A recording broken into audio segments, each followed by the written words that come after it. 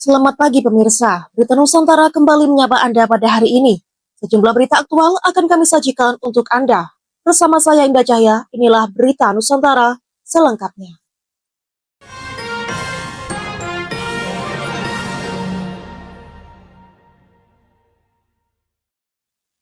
Warga Karekel, Kecamatan Lewiliang, Kabupaten Bogor dikejutkan kebakaran hebat.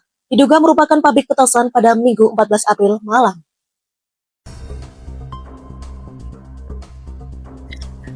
Warga Karekel, Kecamatan Lewiliang, Kabupaten Bogor dikejutkan kebakaran hebat. Diduga merupakan pabrik petasan pada Minggu 14 April malam.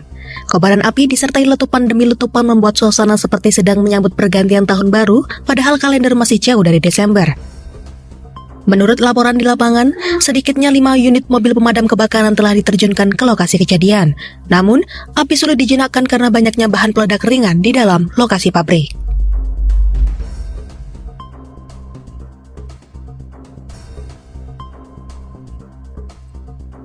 Warga sekitar pun sempat panik, namun sebagian juga tak bisa menahan gelak melihat pemandangan yang suka tidak suka mirip pesta kembang api dadakan.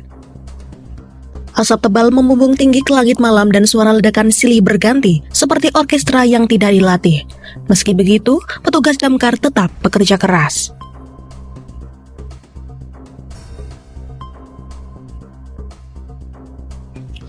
Hingga berita ini diturunkan, belum ada laporan korban jiwa. Namun kerugian material diperkirakan cukup signifikan, mengingat isi pabrik bukan cuma petasan eceran, melainkan juga stok untuk perayaan skala besar.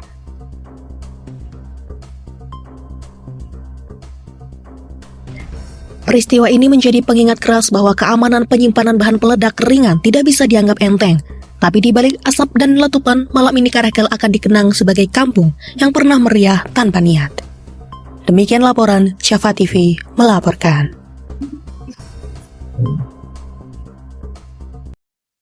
Berita selanjutnya pemirsa, Kejagung tetapkan Juyanto dan 2 hakim lain sebagai tersangka baru kasus dugaan suap perkara vonis lepas korupsi minyak goreng pada 15 April 2025.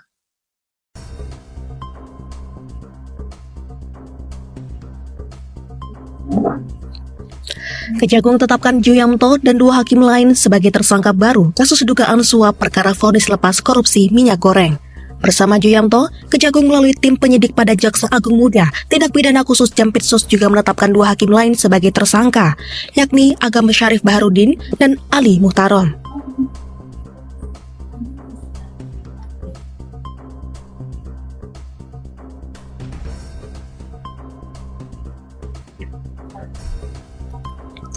Direktur Penyidikan Dirdik Jampitsus Kejagung Abdul Qahar mengatakan penetapan tersangka ini merupakan hasil pengembangan dari penyidikan atas dugaan praktik suap dalam pengurusan perkara korupsi berkaitan pemberian fasilitas ekspor crude palm oil dan turunannya oleh 3 korporasi besar, yakni Permata Hijau Group, Wilmar Group, dan Musim Mas Group. Putusan perkara tersebut sebelumnya dijatuhkan pada 19 Maret 2025 oleh Pengadilan Tindak Pidana Korupsi PN Jakarta Pusat. Dengan hasil putusan, para terdakwa korporasi dinyatakan terbukti melakukan perbuatan, namun dinyatakan bukan sebagai tindak pidana.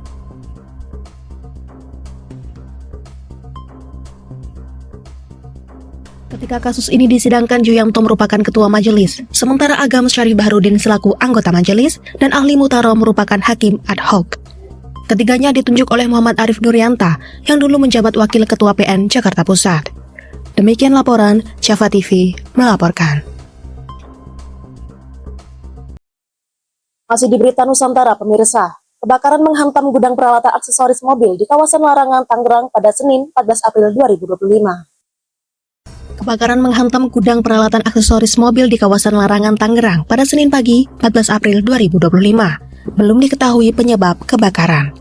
Video diunggah akun Info Ciledug, nampak pemilik karyawan dan warga panik berhamburan keluar lokasi.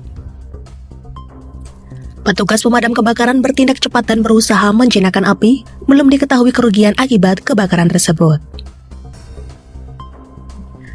Badan Penanggulangan Bencana Daerah BPBD Kota Tangerang berhasil memadamkan kebakaran yang menghanguskan sebuah gudang suku cadang spare part mobil bekas di Jalan Impres RT2 RW 9, Larangan Selatan, Kecamatan Larangan, pada Senin 14 April 2025 siang.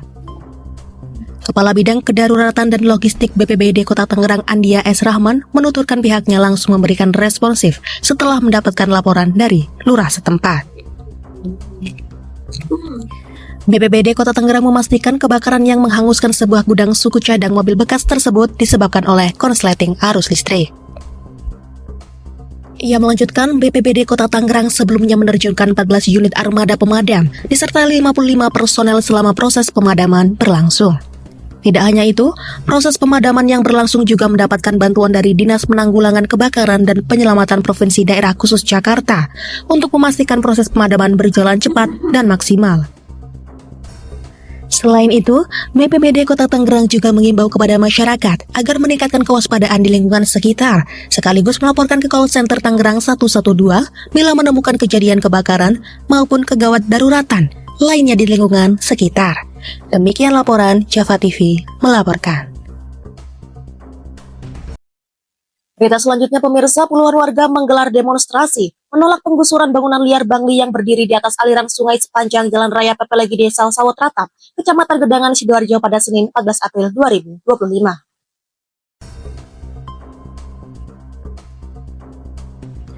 Puluhan warga menggelar demonstrasi menolak penggusuran bangunan liar Bangli yang berdiri di atas aliran sungai sepanjang Jalan Raya Pepelegi, Desa Sawot Ratap, Kecamatan Gedangan, Sidoarjo pada Senin 14 April 2025.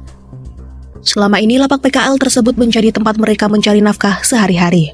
Sementara pembongkaran dilakukan karena Bangli dianggap sebagai salah satu penyebab banjir di kawasan Waru dan Gedangan.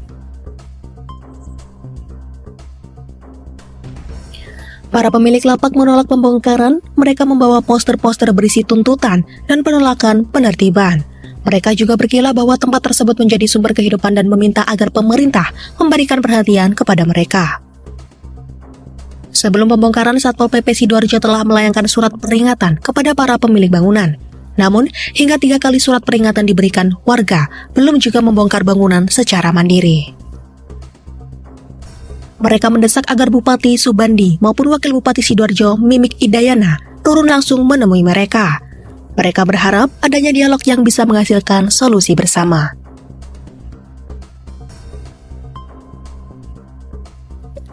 Salah satu demonstran yang juga mantan Kepala Desa Sawot Ratap, Sundayati, turut hadir dan menyuarakan keberatan atas penggusuran yang dinilai tiba-tiba dan tanpa koordinasi.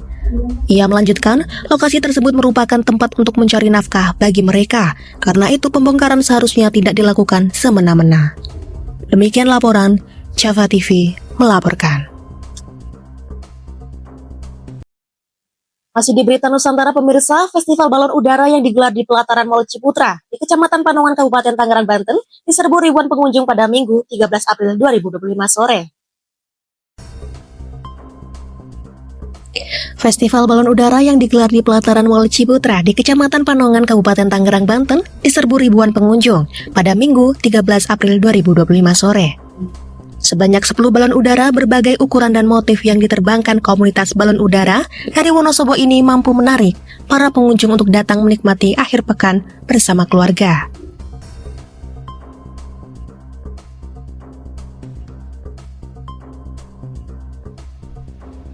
Terlihat ribuan warga berjubel untuk melihat langsung balon udara yang diterbangkan di pelataran Mall Ciputra. Keindahan balon udara bermotif batik dan pula warna-warni menghipnotis pengunjung. Salah satu pengunjung, Mulan, mengaku senang bisa melihat atraksi balon udara yang diterbangkan setinggi 5 meter. Dia berharap festival balon udara bisa digelar secara rutin, agar bisa menjadi hiburan bagi warga Kabupaten Tangerang.